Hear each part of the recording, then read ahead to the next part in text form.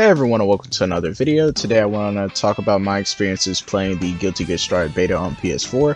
I played for 3 days, Saturday, Sunday, and Monday. I tried to play on Friday, but the servers were messed up. I also want to start by saying that this is not my first Guilty Gear. My first Guilty Gear was Rev 2, and I mained Melia in that game. Considering how slow some people feel Strive is, it doesn't feel like a insane decrease to me. That could be because I did play a fast character in Rev 2, so playing somebody like Kai or Soul never really seemed too different for me compared to the two games. Now that that's all said and done, I do want to say that I thoroughly enjoyed this beta. It was really enjoyable, especially considering how many people have been asking for a rollback netcode. It is extremely noticeable, and I am so thankful that ArcSys did decide to go through with it, especially for Guilty Gear, considering that they don't really advertise Guilty Gear compared to a lot of their other game series. But I'm happy Strive is getting the love and attention it definitely deserves.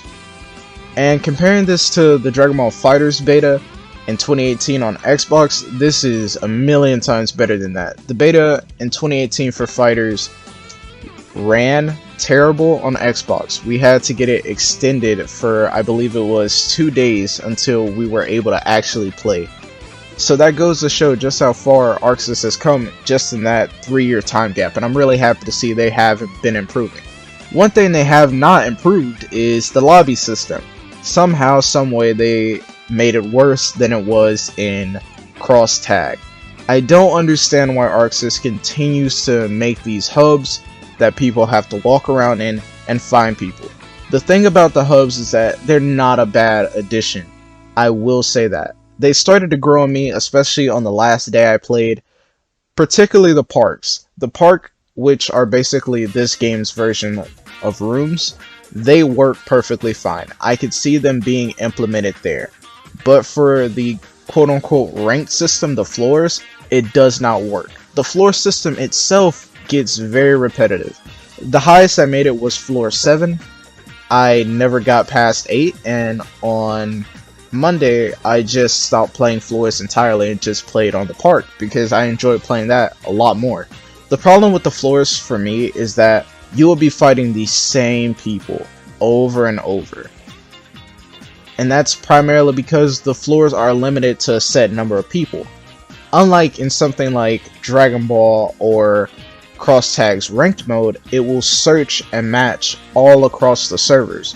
Our floors, you are limited to fighting however many people are in that specific floor. You cannot load into a different version of that floor unless you change your region. That is absurd to me. From what I've seen other people on higher floors, it seemed like it gets a lot more bare bones. Other than that, I have nothing more to say about the online functionality of the game. I think they handled it really well. Now I want to talk about the gameplay itself. I do really enjoy this game's gameplay. Roman cancels are fun to pull off. The new stage transitions, albeit annoying, particularly when you know your opponent are low on health and they're saved by you hitting them into the wall. It is very annoying when that happens. But on the topic of that, none of that really matters considering how fast the rounds end.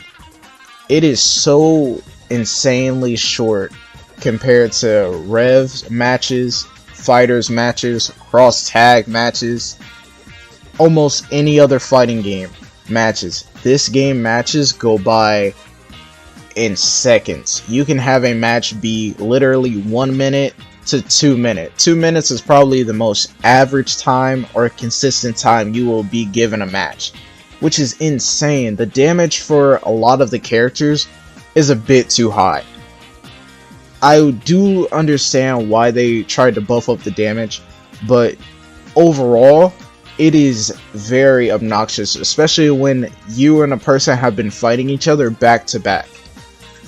It's very obnoxious when you have to sit there and go right back to the lobby just to fight them over again, spend another 2 minutes, and then take a minute in the loading screens in between.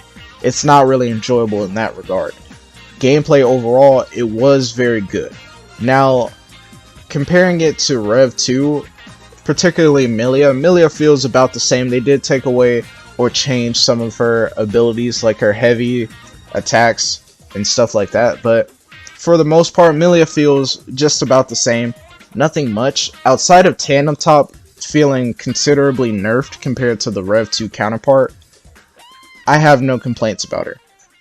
But over my time playing the beta, I played Giovanna the most, and I actually do really enjoy Gio.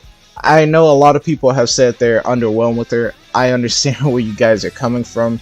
She definitely feels insanely basic, very basic.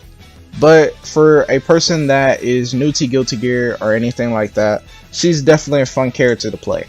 And it's not very often, especially on the higher floors, you see people playing Nagori or Gio. When I first started playing Gio online, I got knocked all the way down to floor 5 because I didn't practice with her. And on the lower floors, there's a lot more people down there. But as you keep going up the floors, you will continue to see pretty much the same characters. Overall, I do think the gameplay is very fun. But other than that, I did enjoy my time playing the beta. I do hope that the full game will carry the same energy that the beta did, and have a bunch of new people jumping into Guilty Gear. The lobby system definitely isn't my favorite. I hope that they do an alternative for it, or they just fix the quick match option, because that barely worked half of the time. But other than that, I did really enjoy this beta, and I would highly recommend Guilty Gear Strive. Going off of the beta, I would highly recommend the game.